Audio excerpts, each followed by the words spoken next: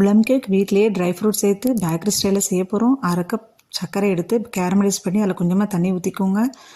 நல்லா ஒரு முறை மிக்ஸ் பண்ணி விட்டு வீட்டில் நம்மக்கிட்ட என்னென்ன ட்ரை ஃப்ரூட்ஸ் இருக்கோ அது எல்லாத்தையுமே நல்லா சேர்த்து நல்லா ஒரு முறை வேக வச்சு ஆற வச்சு எடுத்துக்கலாங்க.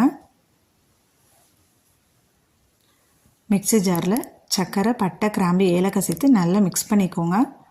2 முட்டை சேர்த்து அதையும் நல்லா அடிச்சுக்கலாங்க. அது நம்ம ட்ரை ஃப்ரூட்ஸ் ஆற வச்சதில் சேர்த்துக்கலாம். 1 கப் மைதா மாவு, பேக்கிங் சோடா, பேக்கிங் பவுடர், உப்பு சேர்த்து நல்லா மிக்ஸ் பண்ணிக்கோங்க. வெண்ணிலா எசன்ஸ் இதோட சேர்த்துக்கலாம். பால், எண்ணெய், நெய் சேர்த்து நல்லா ஒரு முறை மிக்ஸ் பண்ணி விட்டுட்டு கேக் ரெடி பண்ணுறதுக்கு ஒரு பாத்திரத்தை எடுத்து 2 சொட்டு நெய் ஊற்றி அதில் கொஞ்சமாக பவுட்ரு போட்டு நல்லா டஸ்ட் பண்ணிக்கோங்க. நம்ம கலந்து வச்சு கேக் மாவை அதில் ஊற்றி குக்கரில் ஸ்டாண்டு வச்சு நடுப்பரை வச்சு நம்மளுக்கு பிடிச்ச மாதிரி டெக்கரேட் பண்ணி குக்கர் மூடி 45 நிமிஷம் கழித்து ஓப்பன் பண்ணி கம்பியை வச்சு குத்தி பார்த்தோம்னா கேக்கு ரெடி. பிடிச்சிருந்தா